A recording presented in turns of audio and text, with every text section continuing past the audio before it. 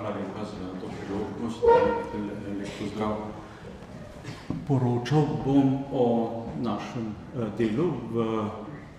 V letih 2007 in 2008 smo imeli možnost, oziroma smo bili naprošeni, da pregledamo 40 jam in brezen in poročamo, kakšno je stanje v njih. Torej, ni šlo za sondiranje, ni šlo za neke podrobne raziskave, šlo je samo za ugotavljanje dejanskega stanja. V Sloveniji imamo 10.500 jam, od tega je 6.000 navpičnih, torej brezen, in predstavljate si to število jam in obvladovanje tega, poznavanje teh jam se vodi tako, da jamarji, ki hodijo po jamah, zbirajo podatke. Torej, jamarji so raziskovalci podzemlja, v glavnem so to ljudje, ki jih zanima narava, pišejo o svojih obiskih zapiske in seveda v teh zapiskih najdemo tudi informacije o jamah, o kosteh, o posmrtnih ostankih v jamah.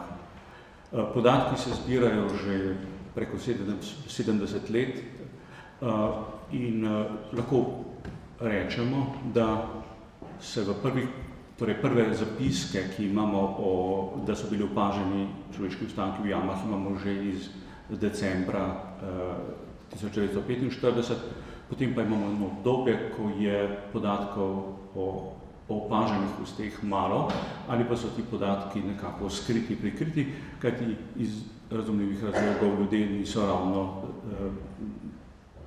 z veseljem pisali o tem. Vendar s pregledom vseh podatkov v jamah se je dalo izbrati že tam v začetku 90-ih let 83 jam, brezen, v katerih so bile kosti opažene.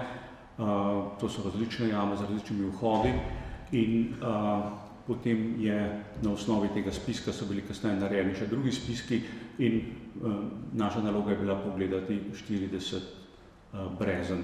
Tu zdaj kažem različne vhode v jame.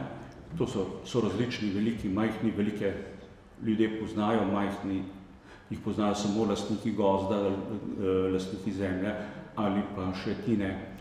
V dveh primerih smo med temi jamami, ki bi jih morali preiskati, smo naleteli na popolno zasutje jame. To je en primer na jame, ki je že popolnoma zasuta s smetmi. Zapisnik, ki obstaja v tej jami, pa poroča o najmanj nekaj ostankih, nekaj osebah, ki so bile vržene v to jamo. Imeli smo precejšnje težave z iskanjem vhodov v jame. To je neka majhna odprtina, majhen vhod v brezno, sredi mladega zaraščenega gozda. No, tukaj vidite, kako to izgleda. In seveda takšno odprtino je treba najti. In velik problem smo imeli pri iskanju odprtin, torej samih vhodov v brezna. Lažje je bilo pri tistih breznih, ki so splošno znana, tole je eno od brezen na Kočevskem. Vidite, da je velik vhod, brezno je ograjeno, znano, označeno, tako da tu ni bilo problemov, so pa seveda potem nastopili problemi na dnu. Raziskovali smo s klasičnimi, čisto preprostimi jamarskimi tehnikami, te so najhitrejše, najbolj učinkovite, seveda pa omogočajo samo omejeno delo v jami. Torej, pod vhodnimi brezni se potem vstopa v podzemlje, v ta svet, kjer fizikalni procesi tečejo nekoliko drugače in kjer se lahko kosti, človeški ostanki ohranijo zelo dobro. In tu smo potem pregledovali ta pobočja, prebrskali smo vsako špranjo, zlezli smo med vse podrobne bloke in iskali, ali je govorica ali informacije o ostankih, človeških ostankih v jami resnične ali ne, in potem skušali ugotoviti seveda tudi, kaj narediti. Velik problem je omejen prostor v jamah. Tole je zdaj posnetek narejen navpično navzdol. Vidite, da gre za zelo majhen prostor in potem, če je treba tukaj izkopavati, seveda lahko se ne da narediti kaj posebnega, ker bi bilo treba ves material voziti ven iz jame. podobno tudi v temle breznu, gre za majhne prostore. No in naša naloga je bila samo ugotoviti stanje, ali so govorice torej ali je informacija ali drži ali ne, ali je pozitivno ali ne. Zato smo opravili majhne sondaže, torej skušali smo odstraniti tisti material, ki se je obletel v vsako brezno in bi lahko v teh 40-50 letih in prekril človeške ostanke. No, tole je en takšen pozitiven torej poseg, torej po 10-15 cm kopanja smo že naleteli človeške kosti in potem smo se tu ustavili, na to mesto smo samo položili veliko skalo, zaščitili to in odšli ven. Ponekod so bili rezultati negativni, tole je primer sodiranja v nekem čisto čistem, sterilnem grušču, ki ni dal rezultatov. V enem primeru smo imeli srečo, da se je lahko v boku nekega brezna očistil profil, da smo dobili rezultate. No in potem smo raziskavo smo upravljali ljudje iz drugih poklicov, ne iz sodne medicine, smo skušali pogledati ali pa prepoznati značilne kosti, kot so spodnje čeljustnice, stegnenice in nekatere druge, kar smo našli v jamah. Vse ta opažanja smo potem zabeležili, izmerili dno jame, obliko brezna in potem izmerili tudi globino, torej tako, da bi omogočili naslednje korake oziroma da bi olajšali delo za naprej. Izmerili smo te dele, tole je primer Krimske jame, takšen stranski rez tloris naris brezna, ki da te osnovne podatke z nahajališči, ki smo opazili kosti. Ponekod so bile kosti zelo, torej človeški ostanki zelo jasno razpoznavni in smo lahko zelo enostavno tudi prešteli, ugotovili številčno stanje.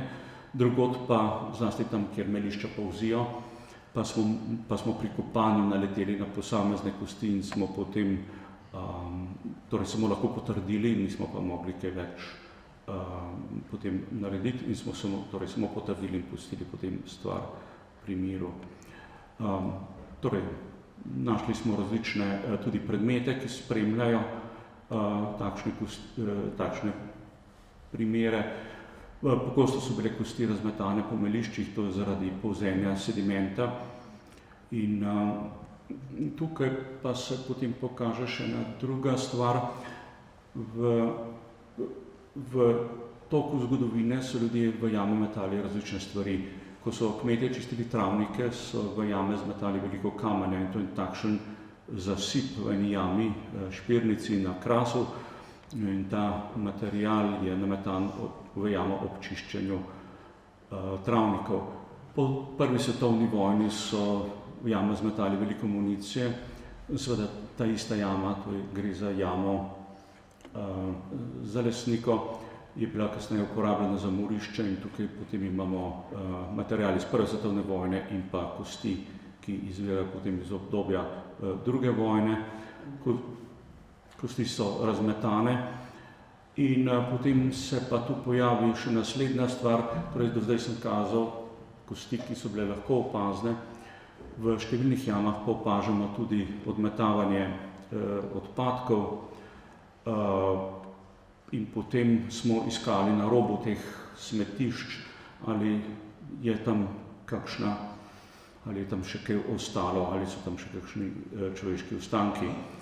No, najbolj pa nas je prizadelo, ali pa najbolj zanimivo, pa je dejstvo, da je pri nekaterih jamah, ki so označene z križi, torej so označene kot morišča, tole vhod v jamo, da smo potem noter našli pričakovane ostanke ljudi in pa ogromne količine odpadkov, ki se jih v to jamo še vedno meče.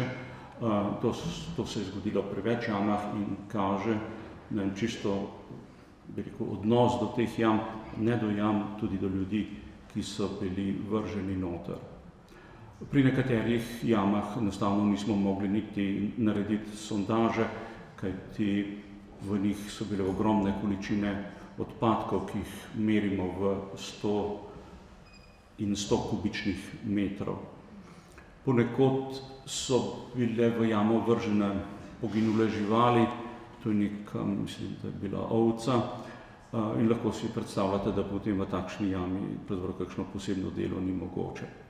Druga stvar, ki nas je morda tudi presenetila, pa smo opazili pri nekaj jamah na Krasu, tole je vhod v jamo Jelenca, in za te jame vemo, da so bile v letih 45 do 47 opravljene ekshumacije, da so bile iz jam pobrani vsi ostanki, vsa trupla, vendar pa smo tu na tleh potem naleteli torej na skelete, ki pa so bili očitno vrženi v jamo po tem, ko je bila ekshumacija že opravljena, v tem primeru torej po letu 47, po poletju leta 47.